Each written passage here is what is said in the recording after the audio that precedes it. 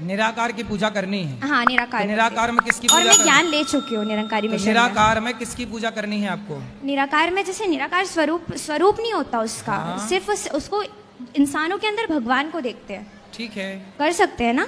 तो आप किसकी पूजा करेंगे निराकार में? कौन है निराकार, बताओ हमें। निराकार भगवान का अंश होता है, सब में होता है। कौन है? नाम? राम भगवान है। राम।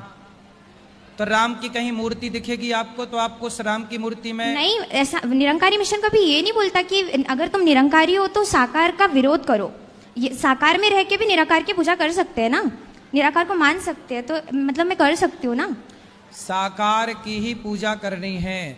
साकार की पूजा करते करते जब एक स्थिति उत्पन्न होती, जैसे देखो कक्षा 1 पढ़ो, फिर 2 पढ़ो, 5 पढ़ो, 10वीं पढ़ो, 12वीं पढ़ो, इसके बाद कॉलेज करने के बाद ना पीएचडी होगी। गुरुजी बात समझिए, पहले आप समझ लो, फिर आप हमें समझा देना। हाँ। सुनो, 10वीं पास करके कोई पीएचडी कर ले, हो जाएगी। आगे 11वीं ना पढ़े, सीधा 10वीं के बाद पीएचडी करने लग जाए, हो जाएगी। फिर ऐसे ही बेटा साकार से ही निराकार तक पहुंचा जा सकता है।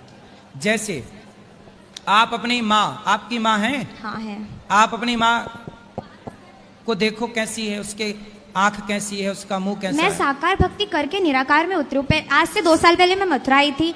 मैंने आपको पूरी तरीके पहले मैं कथा से इतनी टेस्ट थी कि मैं बिहारी जी के लिए रोती थी। ठीक है। फिर उसके बाद मैंने निरंकार को लेके मुझे बहुत कंफ्यूजन थी, क्योंकि मम्मी पापा पूरी फैमिली निराकारी मिशन में जुड़ी हुई है, तो मुझे बहुत कंफ्यूजन थी। लेकिन फिर मुझे कोई मिला जिसने मेरी सारी कंफ्यूजन दूर करी और गीता का एक एक वर्ड और निरंकारी मिशन को जोड़ के बताया मुझे।